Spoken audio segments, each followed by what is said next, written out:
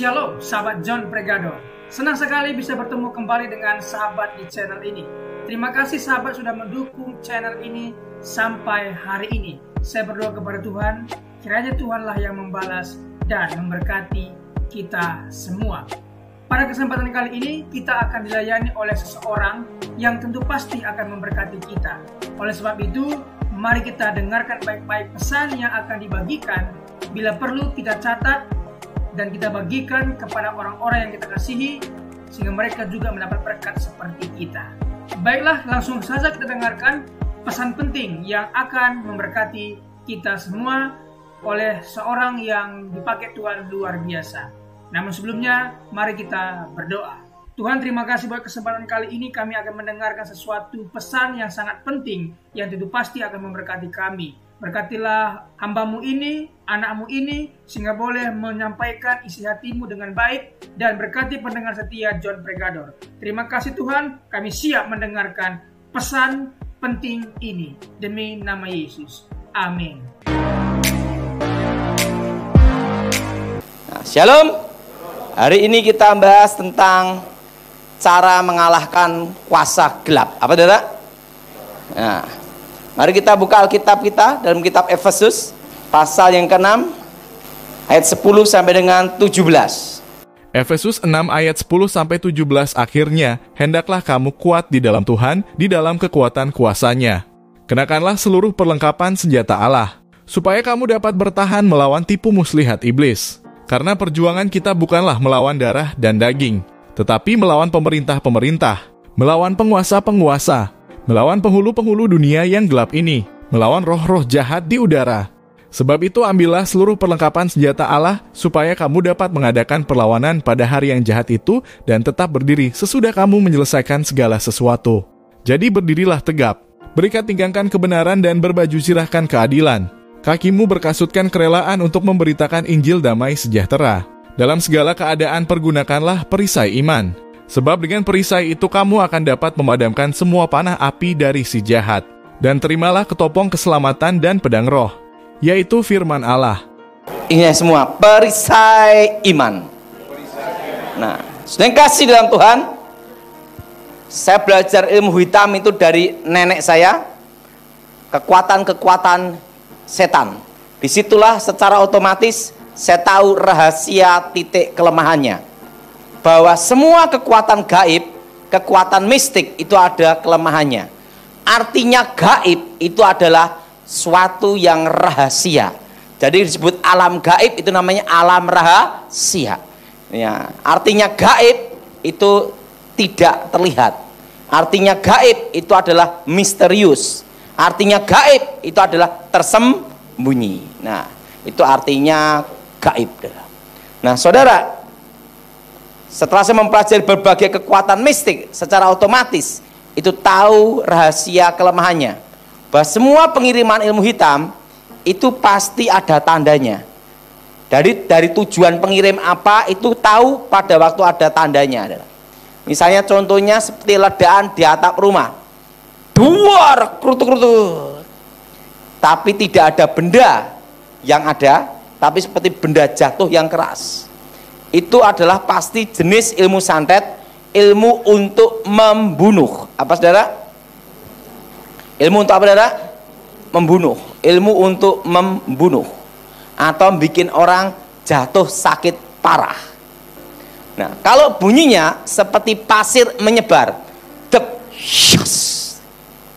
Sekitar jendela dan pintu itu adalah jenis ilmu hitam untuk namanya itu mateni sandang pangan, mateni rezeki. Apa saudara? Mateni apa saudara? Mateni apa? Rezeki, mateni sandang pangan. Nah, itu namanya tutup bumi sapitu. Nah, itu jenis-jenis tanah kuburan. Tetapi kalau sering di depan pintu itu sering ada namanya itu pasir terus atau tanah. Setelah itu dibersihin, besok muncul lagi. Bersihin, besok muncul lagi. Itu jenis untuk bikin bangkrut orang. Nah, kalau jenis nutup sandang pangan, mateni rezeki, itu biasanya, ini biasanya saudara, itu ada bau busuk menyengat, breng lewat di pintu utama. Jelas saudara? Itu untuk namanya mateni apa saudara? Sandang pangan, bikin orang bangkrut. Nah, jadi baunya itu menyengat, breng lewat toh. Kalau bau menetap itu bau got, harus dibedain. Nah, kalau baunya wangi kayak melati atau kembang kantil,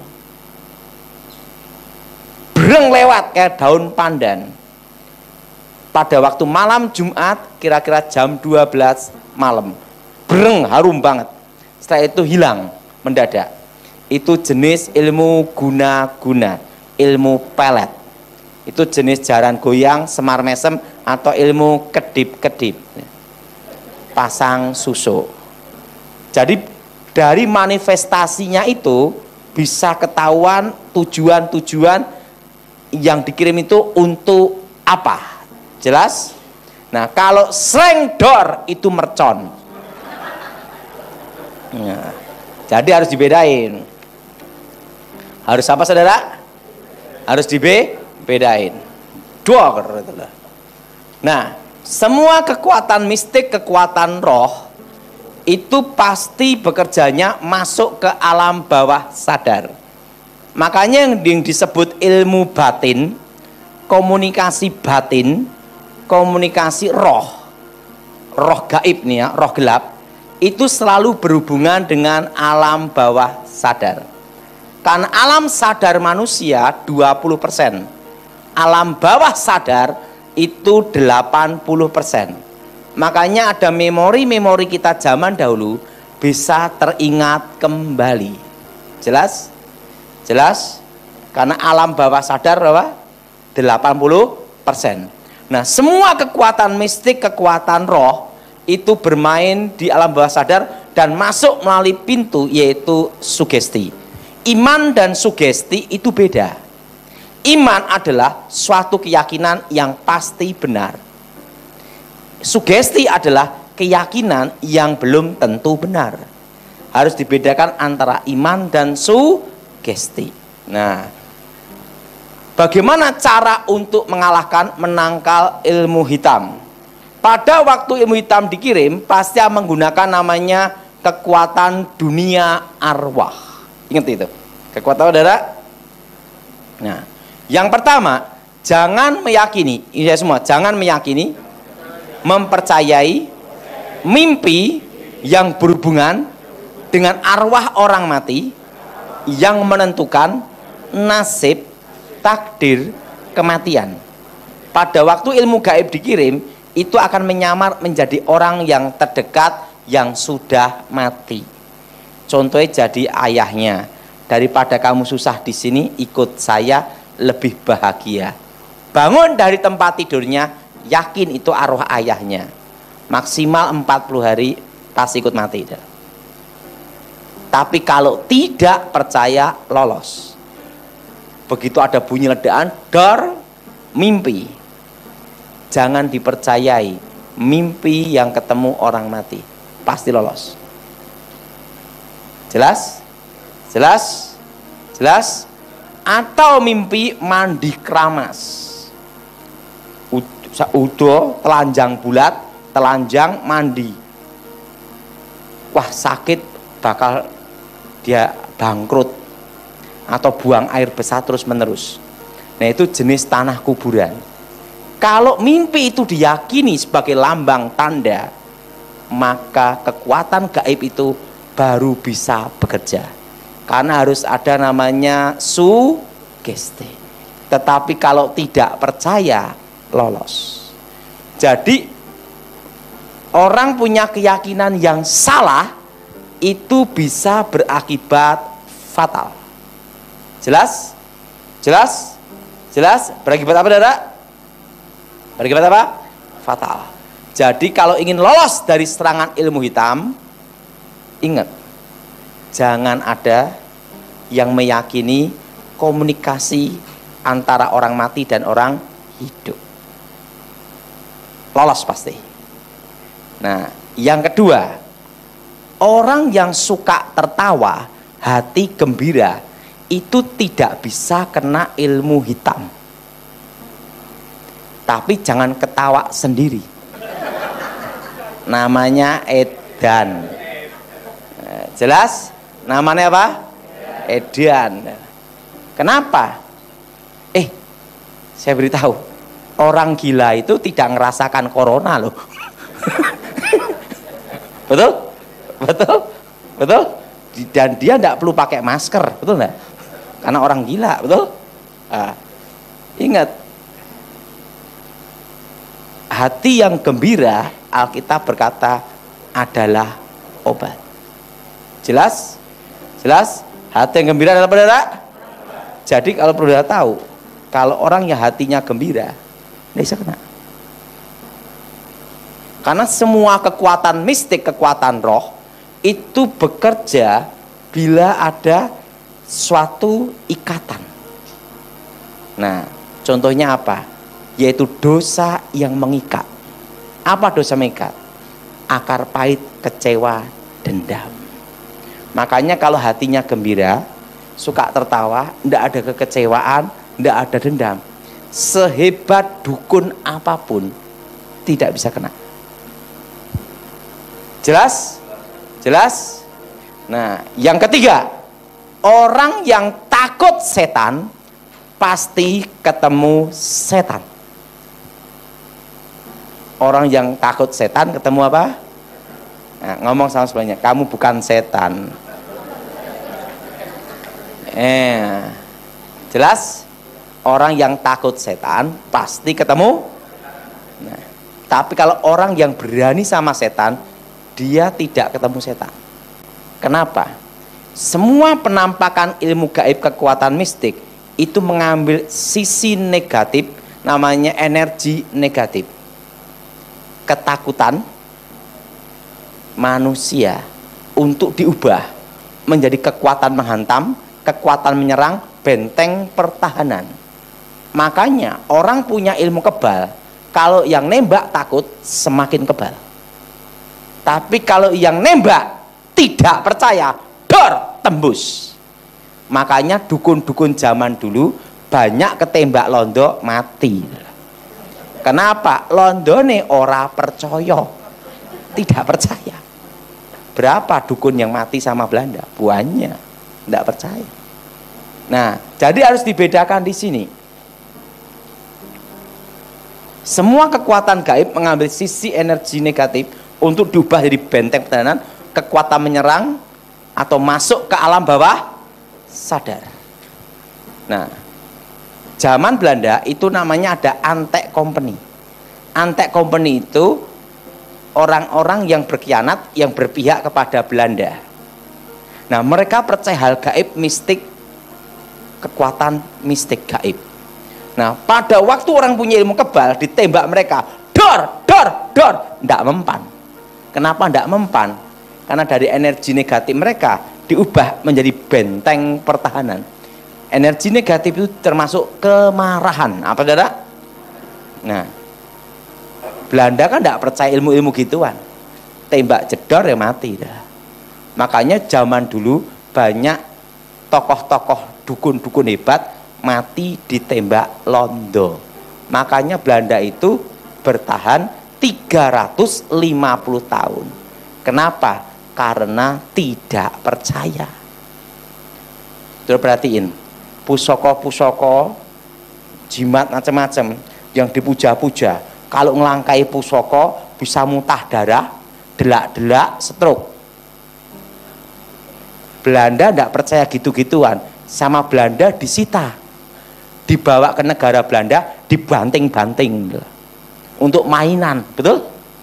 Kenapa Belanda tidak kena tuah ioni kekuatan pusaka? Karena Londonnya tidak percaya. Semua kekuatan gaib kelemahannya adalah pada waktu ini semua, pada waktu yang ada dianggap tidak ada. Jelas? Jelas? Jelas? Nah, orang kalau misalnya dipercaya di pinggir jalan sana ada kepala terbang, Orang takut lewat situ. Dari energi negatifnya diubah jadi penglihatan. Makanya penampakan setan di seluruh dunia itu menggunakan mitos, budaya, kepercayaan setempat. Jelas? Nah, wujud setan asli sampai sekarang tidak berubah. Tetap malaikat kegelapan. Tetapi dalam penampakannya menggunakan mitos, budaya, kepercayaan setempat. Makanya setan Indonesia modelnya genderuwo kuntilanak, betul? Setan Eropa modelnya lain lagi. Macam-macam modelnya. Ada disebut manusia serigala, betul? Kalau di Indonesia harimau, karena tergantung legenda dan mitos. Jelas? Jelas? Nah, bagaimana supaya kita tidak terkena ilmu hitam? Jangan meyakini hal-hal yang berhubungan dengan hal gaib. Jelas? Nah, kenapa orang bisa kena hipnotis gendam? Orang kalau gendam pasti tepuk sini. Tidak mungkin tepuk sini. Kenapa? Karena bagian sini dekat dengan leher. Leher dekat dengan otak kecil. Otak kecil hubungan apa saudara? Alam bawah. Orang kalau dipukul bagian lehernya pingsan. Tidak percaya, coba sendiri. Nah, kenapa tidak ditepuk sini? Sarape kejauhan. Nah, kelemahan ilmu gendam hipnotis pada waktu tidak direspon. Apa saudara? Respon. Makanya kalau ada orang tiba-tiba sok kenal gini-gini, jangan direspon. Anda mendapat hadiah 1 miliar, ambil aja sendiri. Ditelepon. Nah, begitu ada respon, itu langsung kena. Karena ada apa? Sisi sugesti. Jelas? Jelas? Jadi supaya kita tidak kena, makanya saudara jangan mempercayai hal yang berhubungan dengan gaib. Jelas? Nah, yang keempat, orang pelit paling mudah kena ilmu hitam. Nah, orang pelit paling mudah kena apa? Hitam. Nah, sebelum saya bertobat, saya belajar ilmu namanya babi ngepet. Itu salah satu dari tingkatan ilmu. Kalau menguasai ilmu Singolodaya berubah jadi harimau, pasti menguasai ilmu ini. Itu dasar ilmu namanya. Nah, yang tidak boleh itu ketemu pitbullnya Pak Petrus.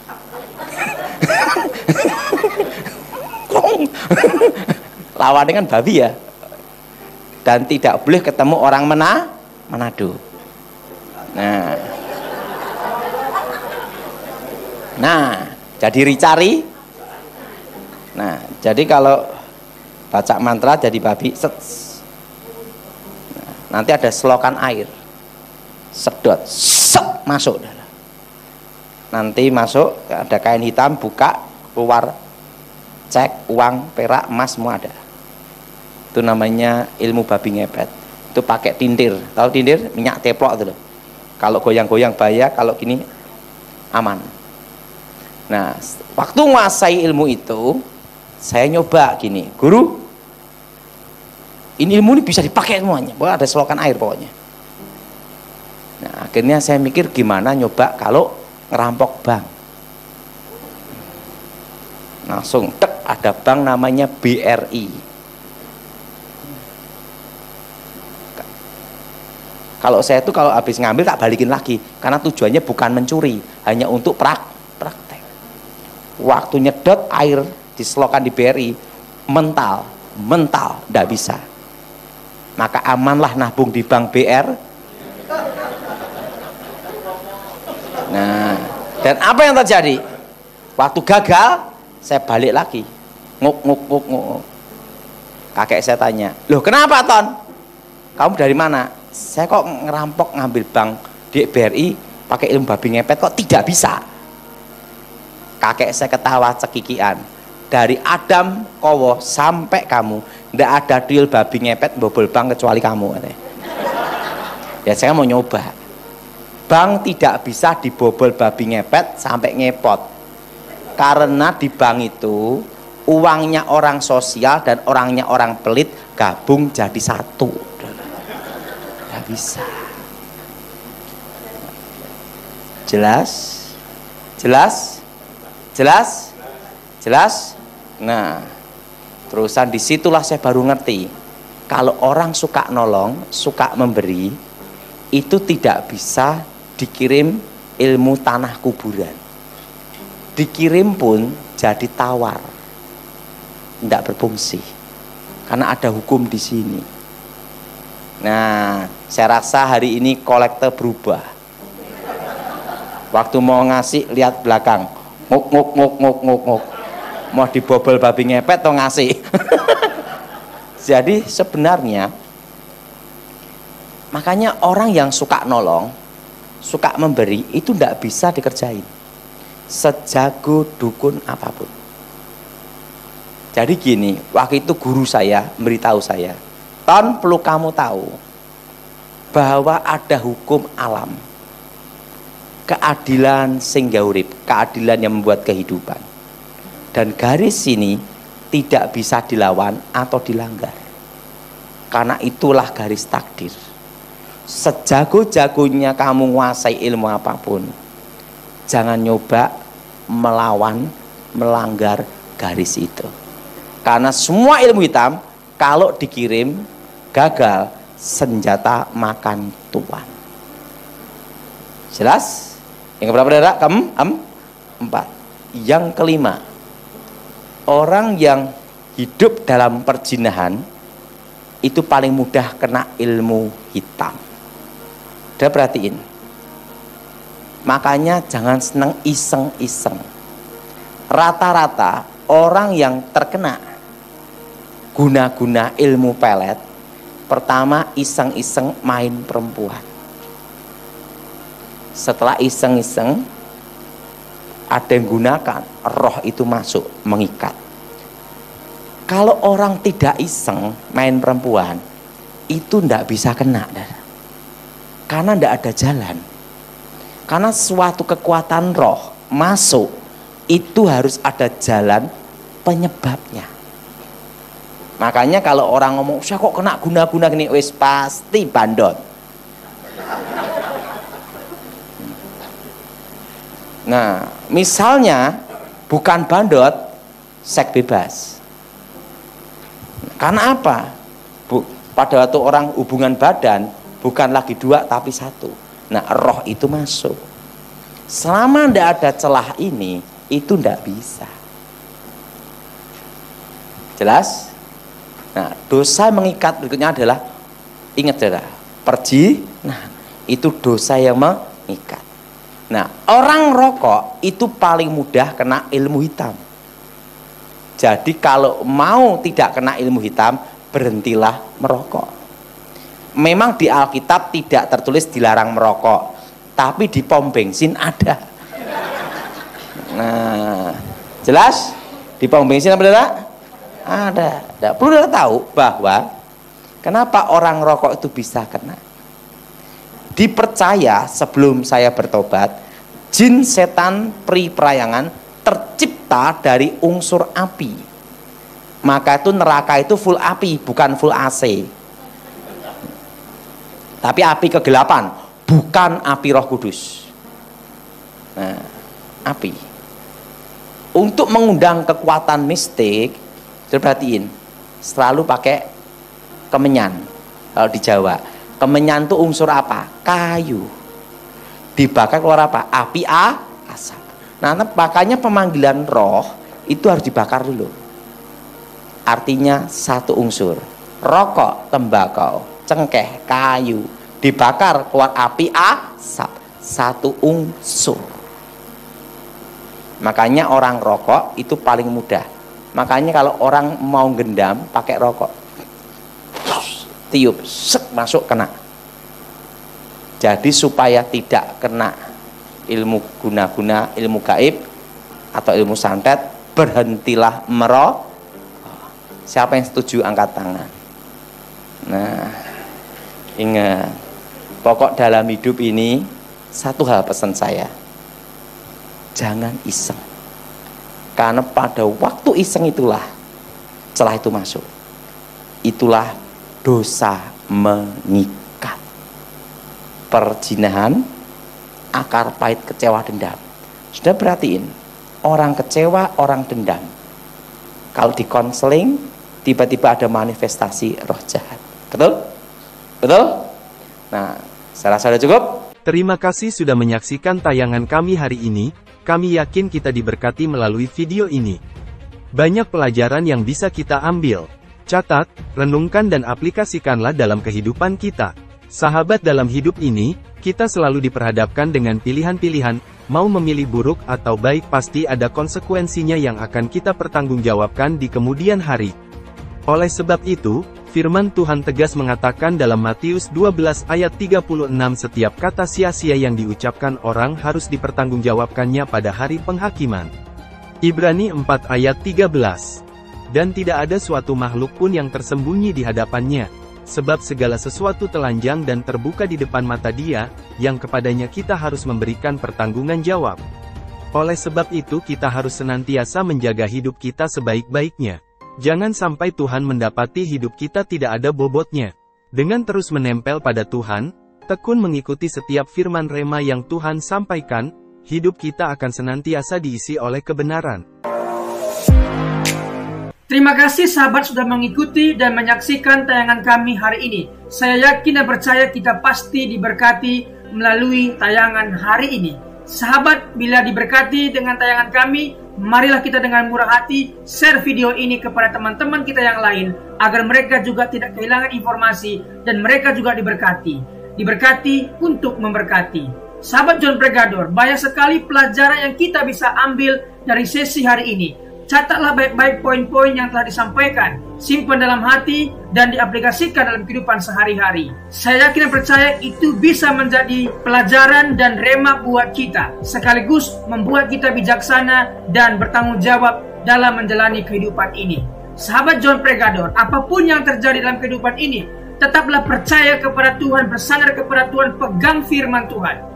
Karena firman Tuhan adalah pedoman hidup kita, yang menuntun kita kepada jalan yang benar, yang membawa kita kepada keselamatan yang kekal. Jadi sahabat, mari kita mempergunakan waktu ini sebaik-baiknya. Selama hidup, selama masih diberikan kesempatan untuk berkarya, mari kita beri yang terbaik kepada Tuhan. Karena dalam hidup ini, di kekalan, Tuhan telah sediakan 5 mahkota bagi mereka yang taat, setia, dan melakukan firman Tuhan. 5 mahkota telah Tuhan sediakan. Apa saja itu? 5 mahkota dari Tuhan Yesus untuk orang Kristen, untuk orang percaya yang setia kepada Tuhan Yesus. Dalam Alkitab ada 5 mahkota yang berbeda yang orang Kristen bisa dapatkan pada pelayanan kepada Kristus Yesus. Pertama, mahkota abadi, diberikan untuk melatih pengendalian diri dan berjuang untuk menjadi yang terbaik yang Anda bisa untuk Tuhan.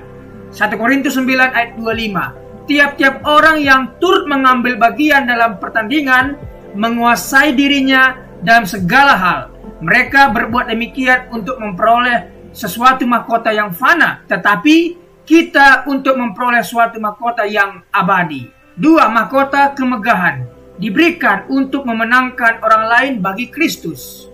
1 Tesalonika 2 ayat 19. Sebab siapakah pengharapan kami atau sukacita kami atau mahkota kemegahan kami di hadapan Yesus Tuhan kita pada waktu kedatangannya, kalau bukan kamu. Mahkota kemegahan memenangkan jiwa. 3. Mahkota kebenaran, diberikan untuk yang merindukan kedatangan Kristus. Dia tetap setia dan tidak meninggalkan Tuhan. 2 Timotius 4 ayat 8. Sekarang telah tersedia bagiku mahkota kebenaran yang akan dikaruniakan kepadaku oleh Tuhan, Hakim yang adil pada harinya, tetapi bukan hanya kepadaku, melainkan juga kepada semua orang yang merindukan kedatangannya. Bila kita setia, taat, dan tidak murtad, dan merindukan kedatangannya, maka pasti kita akan mendapatkan mahkota kebenaran. 4 mahkota kehidupan diberikan untuk bertahan dalam pencobaan. Yakobus 1 ayat 12. Berbahagialah orang yang bertahan dalam pencobaan, sebab apabila ia sudah tahan uji, ia akan menerima mahkota kehidupan yang dijanjikan Allah kepada barang siapa yang mengasihi Dia. Ketika kita dalam pencobaan, kita tetap setia kepada Tuhan. Ketika kita dianiaya, kita tetap mempertahankan iman kita. Maka orang seperti inilah yang akan mendapat mahkota kehidupan. Wahyu 2 ayat 10. Jangan takut terhadap apa yang harus engkau derita. Sesungguhnya iblis akan dilemparkan beberapa orang dari antaramu ke dalam penjara supaya kamu dicobai, dan kamu akan beroleh kesusahan selama 10 hari. Hendaklah engkau setia sampai mati, dan aku akan mengaruniakan kepadamu mahkota kehidupan. 5 mahkota kemuliaan diberikan untuk rajin dan setia mengembalakan kambing domba gereja atau jemaatnya Tuhan. 1 Petrus 5 ayat 4. Maka kamu apabila gembala agung datang, kamu akan menerima mahkota kemuliaan yang tidak dapat layu. Untuk mendapatkan mahkota, kita harus mengikuti peraturan pertandingan dan mencapai garis akhir serta tetap memelihara iman kepada Tuhan Yesus.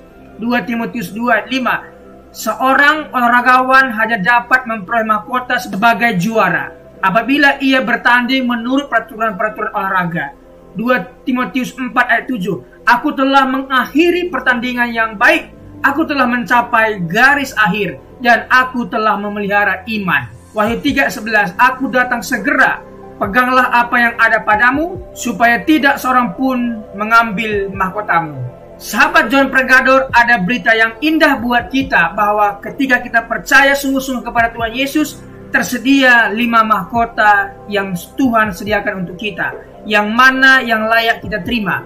Selama hidup, kerjakan bagianmu, layani Tuhan, beritakan firman, dan menangkan jiwa. Maka engkau akan pasti mendapatkan salah satu mahkota ini. Sahabat, apabila engkau dalam kesusahan, ingatlah firman ini. Marilah kepadaku semua yang letih lesu dan berbeban berat, aku akan memberikan kelegaan kepadamu. Pikulah kuk yang kupasang dan belajarlah kepadaku, karena aku lemah lembut dan rendah hati, dan jiwamu akan mendapatkan ketenangan.